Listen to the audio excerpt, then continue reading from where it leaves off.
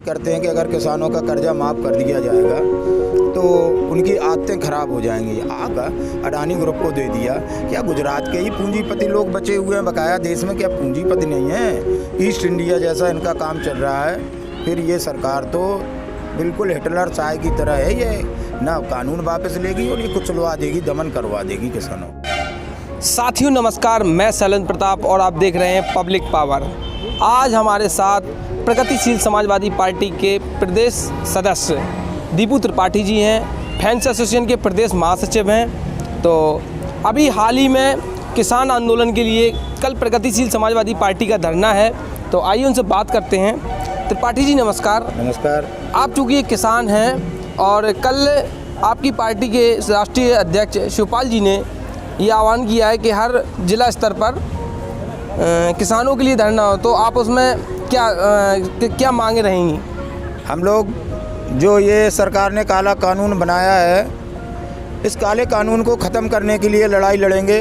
हमारे नेता जो माननीय शिवपाल जी, माननीय नेता मुलायम सिंह जी हैं, वो किसानों के हित की लड़ाई बराबर लड़ते रहे हैं। नेताजी तो किसान थे और हैं, किसानी करते रहे। किसानों के दुख दर्द के बारे में उनसे अधिक कौन जानता होगा।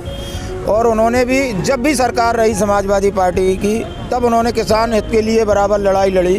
खाद हो, पानी हो, डीजल हो, या किसानों का कर्जा माफ़ का कार्यक्रम हो, या अभी जो ओलावृष्टि हुई थी पिछली सरकार में 9 हज़ार रुपये किसानों के माफ़ करने का काम माननीय मुलायम सिंह यादव जी, माननीय शिवपाल यादव जी, माननीय अखिलेश यादव जी करते रहे हैं। सरकार ने जो बिल पास किया है, उन्होंने ये कहा है कि इससे किसानों की आय दुगनी होगी। आप क्या मानते हैं?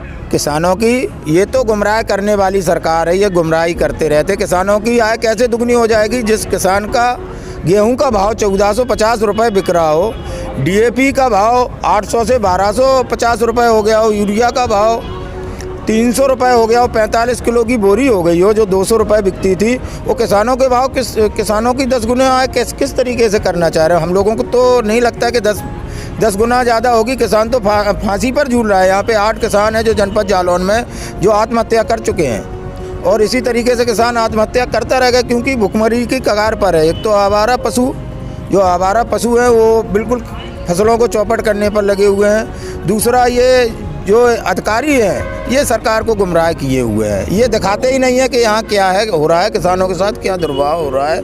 या जो गौशालाएँ बनी हुई हैं, गौशालाओं के नाम पे करोड़ों अरबों रुपए खाने का कार्य किया है अधिकारियों ने, उसमें सरकार का भी हाथ है। मुझे तो लगता है जो यहाँ के प्रतिनिधि हैं वो भी इसमें हिस्सेदारी अपनी बनाए हुए हैं। अच्छा, हरियाणा पंजाब के किसान दिल्ली बॉर्डर पर पहुंच गए हैं। उन्होंने कहा है आप हमारे ऊपर गैस के गोले छोड़ रहे हैं, अगर हमने पराली जला दी तो दिल्ली प्रदूषित हो जाएगी। तो उत्तर प्रदेश के किसान इतनी जल्दी क्यों नहीं पहुँचे? 8 तारीख को ही क्यों पहुँच रहे हैं? ऐसा है कि पहले किसानों यहाँ पे जो काम चल रहा था खेती का, बुवाई का और बखराई का, किसानों ने पहले अपना काम निपटाया, क्योंकि वो खाएंगे क्या अगर वहाँ चले जाते। आज किसान अपने आप थोड़ा सा कार्य कम हुआ है तो किसानों ने ये कहा है कि अब हम लोग तैयार हैं, अब आर पार की लड़ाई लड़ने के लिए तैयार। और हम लोग भी कोशिश करेंगे, अगर ये सरकार अपना ये काला कानून वापस नहीं लेगी तो हम लोग उत्तर प्रदेश में कोशिश करेंगे, जनपद जालौन से कोशिश करेंगे, कम से कम 1000-2000 किसानों को हम भी ले जाकर वहाँ धरना प्रदर्शन में शामिल होंगे। कोरोना काल में जो ट्रैक्टर है अपने यहाँ महिंद्रा सबसे ज़्यादा बिकने वाला ट्रैक्टर है।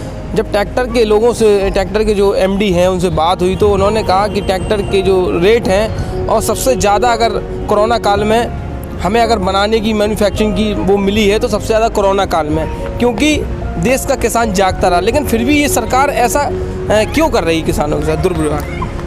ये देखिए, ये व्यापारियों की सरकार है, ये उद्योगपतियों की सरकार है। इनको ना किसान का दुख दर्द पता है, ना इनको कोई चीज़ मालूम है। किसान जो है वो दूसरे के लिए पैदा करता है। अगर किसान अन्नदाता जो है अगर वो अपनी खेती करना बंद कर दे तो ये जो देश की जीडीपी है वो बिल्कुल ख़त्म। जीडीपी की दुर्दशा जो है वो किसानों की दुर्व्यवहार से ही है। सरकार ना कोई योजना किसानों के लिए ला रही है, केवल हवा हवाई बातें करने का काम जो हमारे माननीय प्रधानमंत्री जी हैं केवल हवा हवाई बातें करते हैं। जो अमित शाह जी हैं वो भी इसी तरीके की बात करते हैं कि अगर किसानों का कर्जा माफ़ कर दिया जाएगा तो उनकी आदतें ख़राब हो जाएंगी। आप उद्योगपतियों के कर्जे माफ़ कर रहे हैं, उनकी आदतें आपको नहीं लगती हैं ख़राब हो जाएंगी। अडानी है, अंबानी है, इनको आप गुजरात से लेके हर जगह यहाँ पे एयरपोर्ट दे दिया लखनऊ का, अडानी ग्रुप को दे दिया। क्या गुजरात के ही पूंजीपति लोग बचे हुए हैं? बकाया देश में क्या पूंजीपति नहीं है? केवल एक इनका काम चल रहा है अपने लोगों का, गुजरात का, पूरे देश में गुजरात को स्थापित करना, ईस्ट इंडिया जैसा इनका काम चल रहा है। और ये किसानों के लिए इससे बड़ी दुख की बात नहीं होगी जो अगर काला कानून नहीं हटेगा। अभी अगर किसान जागृत नहीं होंगे तो समझ लीजिए फिर ये सरकार तो बिल्कुल हिटलर चाय की तरह है, ये ना कानून वापस लेगी और ये कुचलवा देगी, दमन करवा देगी किसानों का। त्रिपाठी जी, आप पब्लिक पावर पे आए, अपनी बात रखी, उसके लिए बहुत बहुत आपका धन्यवाद।